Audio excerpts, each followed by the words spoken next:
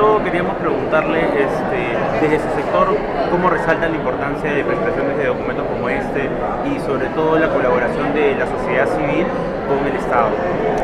Toda política pública, para que pueda tener un impacto favorable, necesita la fiscalización y la veeduría de la sociedad civil.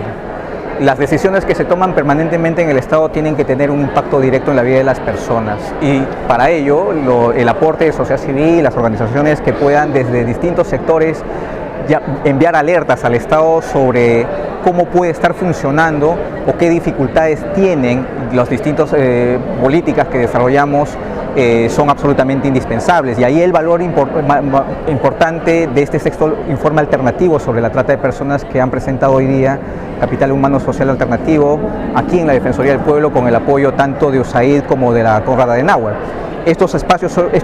y estos ejercicios son muy importantes, y nosotros como Estado, los funcionarios del Estado, tenemos la responsabilidad de poder escuchar e interactuar en función también a esas alertas, a esas preocupaciones y a las expectativas que tiene la población en el decurso de la implementación de políticas públicas. Ya. También, digamos, usted mencionó la presentación de una guía para los operadores de justicia, para cómo guiar la intención, sobre todo también centrar el tema del enfoque centrado en la víctima, ¿no? Cómo atender a las personas. Entonces, este tipo de capacitaciones, cómo se debe manejar, qué se debe ver en el futuro, cuál es la respuesta a corto plazo, ¿no? de cómo resolver ese tipo de temas. Para nosotros es importante saber cómo intervenir en un caso de trata, por la complejidad que esta significa, por el impacto que le genera además un nivel de revictimización a las personas si es que no se aborda adecuadamente el acompañamiento jurídico. De manera que nosotros hemos aprobado hace poco, por disposición del señor Ministro de Justicia y Derechos Humanos, el doctor Vicente Ceballos, una guía de intervención de la defensa pública en casos de víctimas de trata. Es decir, nuestro personal a nivel nacional cuenta ahora con un lineamiento en el cual la perspectiva de derechos, el enfoque de género, la perspectiva de interculturalidad, el enfoque central en las víctimas son parte central del abordaje en el cual vamos a desarrollar nuestra labor, no solamente jurídica, porque también tenemos equipos periciales que van de manera multidisciplinaria desarrollar una labor absolutamente integral en función al caso, pero además con competencias que permitan referir a las personas a otros espacios de servicios del Estado, por ejemplo. Si nosotros en el caso jurídico encontramos que hay una persona que tiene necesidades de salud y no tiene cobertura de salud, nuestro equipo tiene que estar entrenado para poder hacer la referencia a esos casos en esos aspectos específicos, por ejemplo al seguro integral,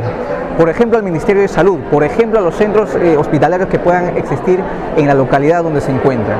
Si nosotros encontramos que la víctima de trata es un menor de edad, que está en una situación de desamparo o desprotección familiar, nuestro personal tiene que estar entrenado, además de llevar el caso legal, saber cómo referir el caso a un centro de atención residencial del mismo, o un CAR privado, o un albergue que pueda brindar un nivel de protección. La idea de esta guía es de que podamos no solamente ver la necesidad jurídica de la persona, sino que estemos entrenados para poder ver qué otras necesidades pueden afectar a la persona directamente y podamos interlocutarlo o conectarla con los otros servicios que el Estado tiene la obligación también de implementar. Este es un trabajo directamente dentro de la defensa pública que estamos empezando a desarrollar a nivel nacional. Ya por último, varias veces a lo largo de la jornada se ha mencionado la temática en la que la víctima tiene rostro de mujer. En el aspecto ya jurídico,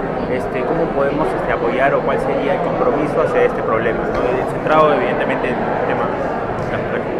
Efectivamente, las cifras lo que demuestran es de que la mayor cantidad de víctimas son mujeres, pero no solamente ellos, sino que las mujeres son jóvenes, personas que tienen entre 14, 15 años hasta los 35 años. Es decir, estamos en una situación en la cual las situaciones de exclusión evidencian en las cifras de trata de personas un tema que hay que abordarlo no solamente desde el aspecto jurídico, sino de otro tipo de políticas públicas que probablemente no estén atendiendo todas las necesidades que tienen las mujeres. Pero en el campo específico, el tema de la perspectiva de género es indispensable en el sistema de justicia. Eso significa cambiar mentalidades, eso significa desprejuiciarnos de las formas como a veces tradicionalmente justificamos determinadas conductas en el proceso. Si una persona finalmente acepta ir a un trabajo en donde hay un alto riesgo, casi siempre lo que se dice es: usted estaba o tú estabas consciente del riesgo que producías, no debiste ir. Sin embargo, no nos ponemos a pensar qué elementos o qué determinantes generan que la persona esté casi determinada contra su propia voluntad a vincularse a situaciones de esa naturaleza. De manera que el tema de género es absolutamente indispensable para nosotros, como también lo es el tema de la interculturalidad, como también es el tema del trabajo de educación en general, porque muchos de los casos de trata, sobre todo en el ámbito laboral, están muy vinculados a patrones tradicionales de las personas, en las que a veces se justifica: yo quise hacerle el favor, como es una persona pobre, la traje a mi casa, pero la tengo sin remuneración, la tengo sin contacto familiar, la tengo sin posibilidad de estudio, la tengo en general de una persona en un nivel de esclavitud o en una circunstancia en la cual su libertad y su dignidad está en entredicho.